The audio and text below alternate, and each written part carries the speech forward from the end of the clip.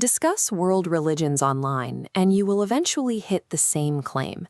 Every major belief system is a localized retelling of one ancient, original story. The evidence is certainly easy to find. We see catastrophic, world-ending floods. We see magic, life-giving fruits. We see apocalyptic resets, where fire and monsters wipe the slate clean for a new human race. When you line up Greek, Norse, Mesoamerican, and Abrahamic texts side by side, the repetition is striking. It is tempting to look at that alignment and assume a universal psychic template. But shared visual motifs do not prove a shared textual descent. Assuming that because two stories look the same, they must share the same origin is an amateur error. In comparative religion, this error has a name: Parallelomania. Coined by scholar Samuel Sandmel, Parallelomania describes the methodological failure of overcooking superficial parallels. It happens when we mash together loosely shared motifs, like a flood or a sacred tree, and then assert a direct historical link without any specific evidence. This diagram illustrates the academic alternative to simply lumping myths together, a three-part sorting filter. The first gate tests textual specificity. Is it a generic concept or a detailed sequence? The second tests geographic contact. Was historical transmission actually possible given their locations? The final gate analyzes systemic function. This identifies how the myth operates within a culture's specific ritual economy or political structure. A story used to explain the seasons does a different job than a story used to establish a moral law. True comparative religion goes beyond observing what is visually similar to test why that similarity exists in the first place. To see what proven historical transmission actually looks like, we have to look at the ancient Near East. The Mesopotamian flood tradition is anchored by the Epic of Gilgamesh, an ancient poem where a god warns a favored human to build a boat to survive an impending cataclysm. In Tablet 11, the survivor's boat grounds on Mount Nimish. To test the waters, he releases birds. The text details an exact diagnostic sequence: a dove, then a swallow, which both return. Finally, a raven does not return, signaling dry land. Compare that to Genesis 8. After grounding on a mountain, Noah also releases a raven, then a dove, waiting for the dove to not return. We are looking at the exact same plot mechanism: birds as a hydrological probe, embedded in the exact same narrative slot. This sequence survives across cultures because of a concrete historical link. Shared scribal culture, trade routes, and the Babylonian exile provided contact for direct literary adaptation. When detailed narrative sequences perfectly align with documented geographic contact, shared storytelling is best explained by direct cultural transmission. We now move out of the Near East to evaluate flood myths in geographically disconnected cultures. In central Mexico, the Nahua people recorded the Leyenda de los Soles, a text describing a previous world age ending in a drowning cataclysm. Over in Greece, the myth of Deucanion features a massive flood sent by Zeus to wipe out humanity.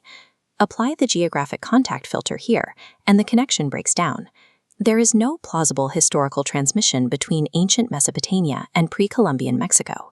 Instead, we are seeing convergent ecology. Early civilizations built along rivers experience devastating floods regularly. Water wiping the world is an intuitively available metaphor for a cosmic reset that any culture can arrive at independently. The systemic function filter highlights differences. The Aztec narrative operates on a cyclical timeline, where the flood is one of several repeating era enders.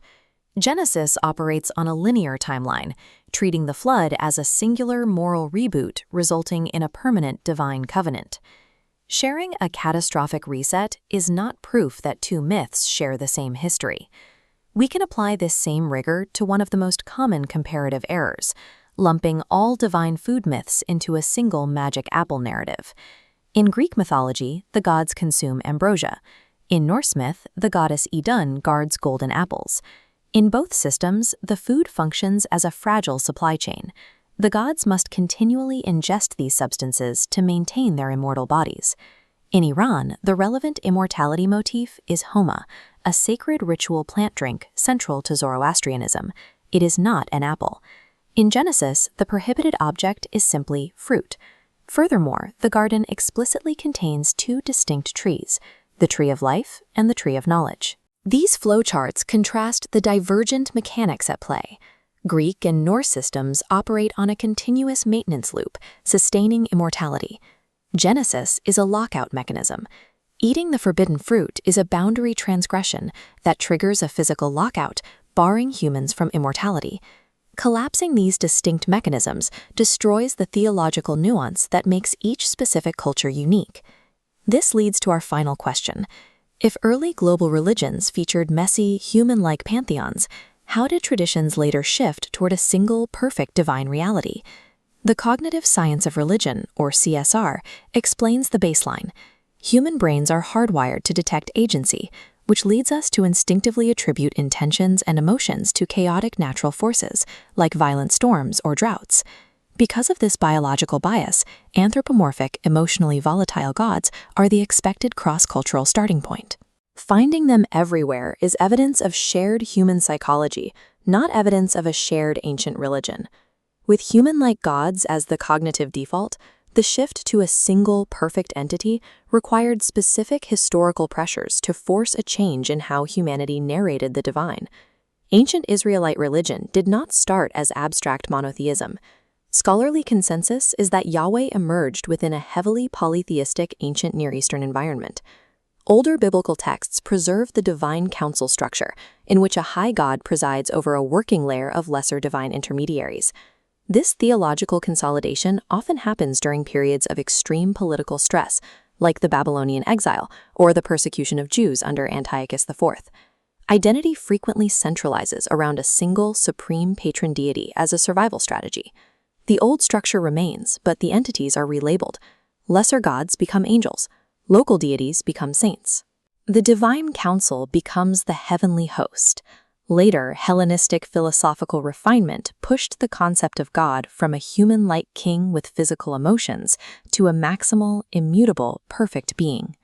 Monotheism rarely deletes the old mythic layers.